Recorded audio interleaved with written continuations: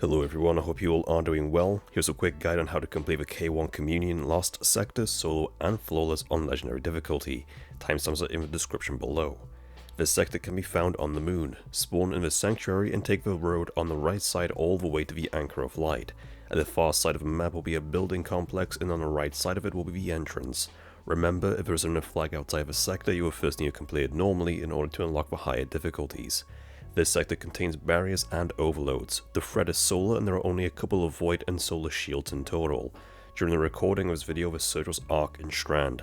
That might be different for you. The surges are on a weekly rotation, so always double check what the surges are and match a subclass or weapons to the same element to deal extra damage. Moving on to loadouts. For this, I'm using my Warlock Stormcaller for Rad Clear combined with Crown of Tempest to extend super duration upon getting kills with a super. For weapons, I ran an Arbalist for stunning barriers along with a Scout Rifle for stunning overloads and sniping at adds. Finally, I had a machine gun for Rad Clear and taking out the champs. Now onto mods, starting with a class item. Run any of the mods to help reduce your ability cooldowns when using different abilities, or Powerful Attraction to help collect nearby orbs. You could also run the mods Proximity Ward and Healthy Finisher to get your health back along with an overshield when performing a finisher. For leg armor, you can run mods to help with your ability regen when picking up orbs of power. You could also run Scavenger mods to pick up additional ammunition when picking up ammo bricks.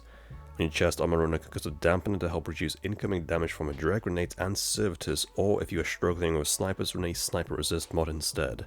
Also run an arc resist mod instead of a solar one because the vast majority of incoming damage will be arc.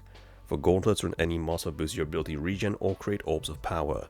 Finally, for the helmet, I suggest you have a heavy ammo finder mod on along with some ashes to assets to get a super bag or grenade kills or hands on for melee kills. This is what I used, so I either copy it or use it as a template to make your own. You do not need the same weapons, armor, subclasses, or even mods as me to complete this lost sector. With that out of the way, let's get straight into it. Once you spawn in, rotate down the stairs towards the entrance. There'll be several waves of adds spawning on your right side by the blocked door.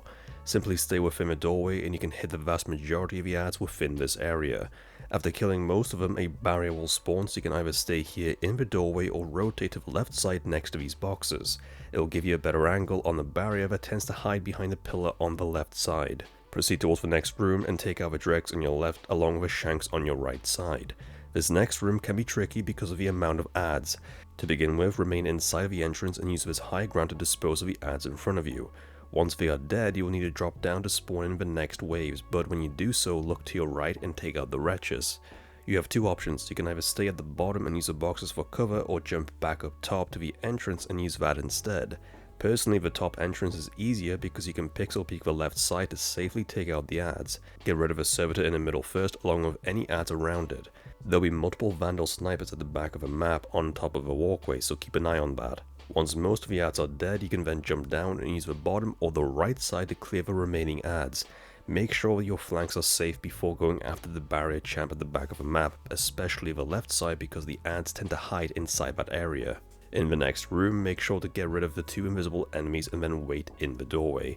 Further up in the next room will be an overload champ, so put a few shots into it and you can lure it away from the rest of the adds for an easy kill. Push up slowly, taking out the adds one by one, and once you enter the next room, some wretches will spawn on your right side. You are now in the boss room. There are two doorways, one on the left and one on the right. I suggest you use the right side doorway for cover whilst dealing with the adds. In front of you will be an overload, but first take out a few adds around it before focusing on it. Any remaining adds will be on your right, and once you've dealt with them, a wave of shanks and snipers will spawn at the back. Keep to the doorway and snipe them until the room turns red. This is when the boss will spawn in, and he tends to rotate counterclockwise around the map as you damage it, so stay in the doorway at all times. Use the pillars and the boxes around you to get easy shots onto the boss whilst clearing the adds around it, including the explosive shanks. Eventually it will rotate next to you along with a whole bunch of adds. Stop damaging the boss and it will simply sit there, allowing you to dispose of all of his friends one by one whilst blocking the boss's shots using the doorway. When the area is cleared, damage the boss some more and the last champion will spawn in. At this point the boss will continue to rotate and a barrier will follow it. Wait until the barrier passes in front of your doorway and damage it to stop it in its tracks so that you can kill it. Otherwise it will rotate to the back. From here you can use the boxes for cover to kill the boss. Personally, I like to clear all the adds first, followed by the boss, because I don't like to leave any survivors.